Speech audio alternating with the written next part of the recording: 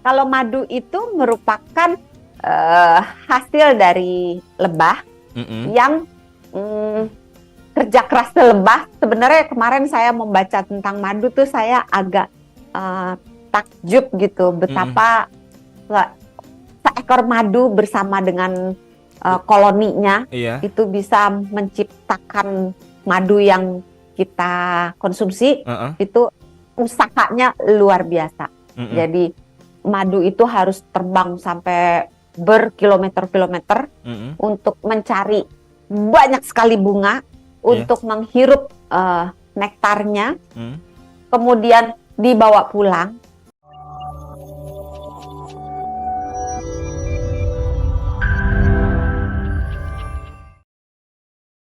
Sebelum kita adu gitu ya, kita versusin, kita bakalan bedah dulu masing-masing deh. Kandungan gula tuh apa aja sih sebenarnya, Dok?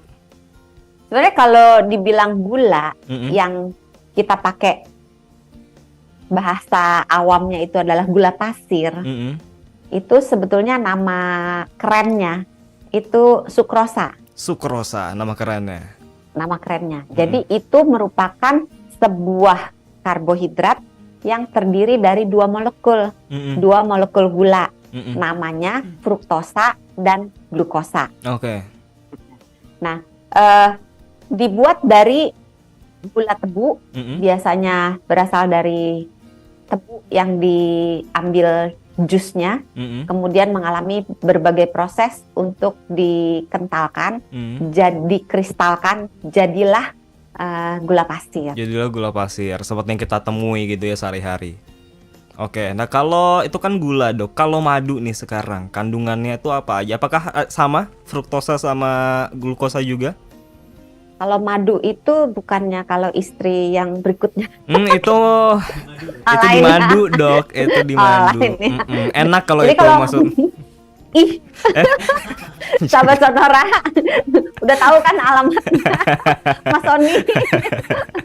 Ya, jadi sebenarnya kalau madu itu merupakan hasil dari lebah yang kerja keras lebah. Sebenarnya kemarin saya membaca tentang madu tuh saya agak takjub gitu betapa seekor madu bersama dengan koloninya itu bisa menciptakan madu yang kita konsumsi. Itu usahanya luar biasa. Jadi madu itu harus terbang sampai berkilometer-kilometer untuk mencari banyak sekali bunga, untuk menghirup nektarnya, kemudian dibawa pulang ke sarangnya, dan itu karena badannya kecil dan dia nggak bisa bawa mobil truk gitu. Jadi madunya itu, nektarnya itu dimasukkan ke dalam sebuah kantong yang ada di dalam tubuhnya lebah itu, yang bisa mencapai kira-kira sama beratnya dengan berat lebah tersebut. Jadi kalau mobil kan nggak bisa ngangkut seberat mobil, paling sepersekiannya dari mobil gitu. Kalau dia mampu mengangkut sama beratnya dengan berat badan dia. Nah, terus bolak-balik. Nah, ketika dia balik ke sarangnya, maka di dalam sarangnya itu ada lebah pembuat madu. Jadi ada lebah yang bekerja mengumpulkan madu, ada lebah yang bekerja untuk mengumpulkan nektar, ada lebah yang bekerja untuk membuat nektar tersebut menjadi madu. Ada yang lebahnya cuma rebahan doang nggak, Dok? Yang malas-malasan? Ada ya? Ibu ratunya. Ibu ratu, tinggal terima jadi. Iya, dia tinggal melahirkan keturunan berikutnya. Nah, itu dimasukkannya melalui semacam sungutnya itu. Jadi dari sungutnya yang ngambil dari madu.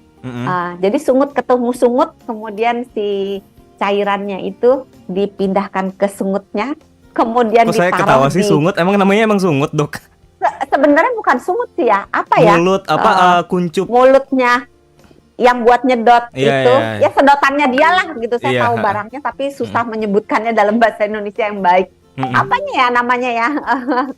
Tonjolan yang untuk menghisap madunya itu dipindahkan dari dari sungut ke sungut. Apa tuh dari jadi kalau kayak kita 17-an kan, pakai sedotan tuh, inget kan? Nah itu, atau pakai sendok yang mindahin bola ke bola, kurang lebih kayak gitu. Kemudian lebah yang di dalam itu ngipasin loh. Jadi mengepak-ngepakkan sayapnya, ngipasin madunya supaya madunya itu menguap cairannya, sehingga tinggal kentalnya gitu, mengental menjadi madu. Jadi nektarnya itu ada sebagian oleh penguapan yang terjadi karena hangatnya suhu di dalam sarang lebah, jadi penguapan terjadi secara alamiah.